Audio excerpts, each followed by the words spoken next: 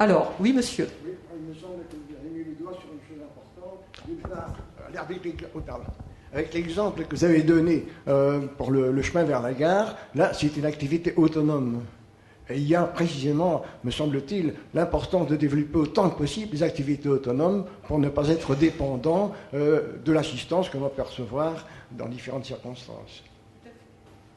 Tout à fait, et je rebondis là-dessus, hein, c'est vraiment une réflexion très intéressante, dans la mesure où on est maintenant dans les bienfaits de l'activité physique. Ça veut dire que dans une séance d'activité physique, on va pouvoir mettre en jeu des séquences, des mouvements, des exercices, qui vont faire qu'on va aider à solliciter chacune de ces fonctions dont on a besoin dans notre vie de tous les jours pour avoir une bonne qualité de vie. D'accord ? Et donc, là, il est clair que le but, là aussi, ça va être de varier au maximum les activités proposées. Parce que si j'arrive tous les jours, tous les mardis à ma séance de gym, et qu'à chaque fois, chaque mardi, je refais la même chose dans le même ordre et que je n'ai aucune surprise, ça va plus m'intéresser. Si ça m'intéresse plus, je reviens plus. D'accord ? Par contre, si j'ai des activités qui sont variées, si j'ai des activités où je vois que je développe mes capacités, que je suis capable maintenant de fléchir les genoux parce que j'ai suffisamment de tonicité musculaire, que je suis capable de savoir comment aller au sol, que je suis capable de me relever du sol, que j'ai pris confiance en moi parce que je vois que dans ma vie de tous les jours, ça me donne des bienfaits, ça améliore cette qualité de vie. Mais il est clair que je n'aurai qu'une envie, c'est de revenir. Donc l'intérêt d'une séance, ça va être d'utiliser des activités variées pour solliciter au maximum les différentes fonctions dont on a besoin dans notre vie de tous les jours.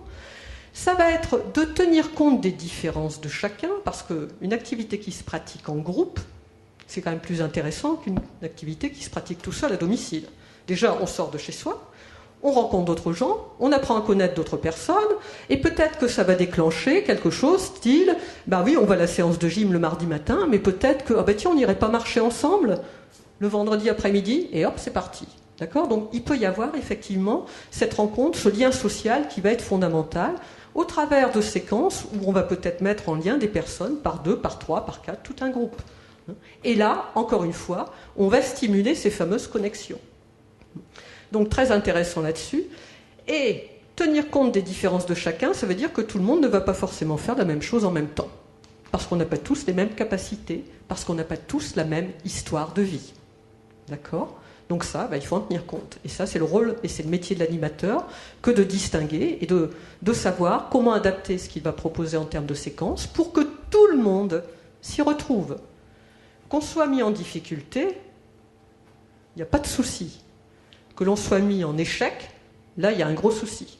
Donc le but, c'est véritablement d'aider, d'accompagner les personnes à progresser de manière à ce qu'elles soient contentes, qu'elles y prennent du plaisir.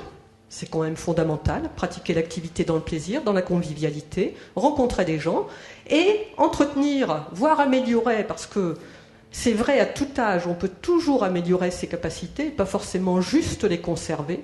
Eh bien, ma foi, ça ne peut avoir que du bon. Avec une alimentation équilibrée à côté, mais ça, c'est pas le rêve pour moi aujourd'hui. Voilà.